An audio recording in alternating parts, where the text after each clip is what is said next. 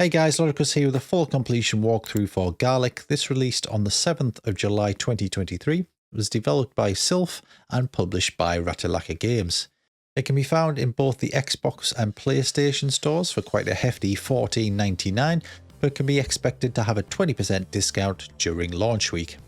In Garlic, you'll be expected to walk, jump and dash your way through levels full of enemies, traps and innovative platforming mechanics. This pixel art style game has plenty of checkpoints so you don't get too frustrated. The full completion should take you anywhere between 30 minutes to an hour depending on your skill rating with this style of game.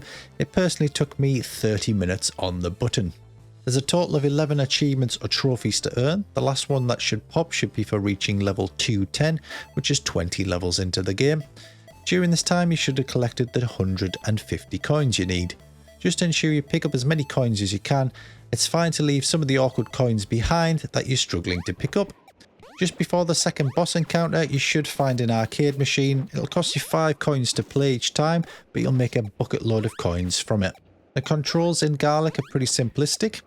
Move around with the left analog stick, A to jump and X to dash. You can also dash vertically and horizontally. I found myself using the vertical dashes to get to some of the higher jumps. If you jump onto a wall, you can wall jump off it multiple times, and you can also slowly slide down the side if you're looking to avoid a trap. Once you enter the tower after completing the tutorial, you should get a quick achievement, and then we'll start bumping into enemies and spikes. If you run into the spikes, either touch them or fall onto them, you will die instantly and you'll be thrown back to your previous checkpoint. Enemies, however, you can bump into them a couple of times before you're killed completely. In terms of enemies, there's a couple of methods you could take. You could just bypass them completely, which is my preferred option.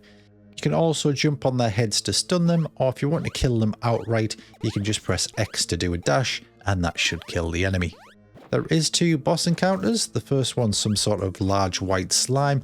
All you need to do is keep dashing into him to push him into the lava to get him killed.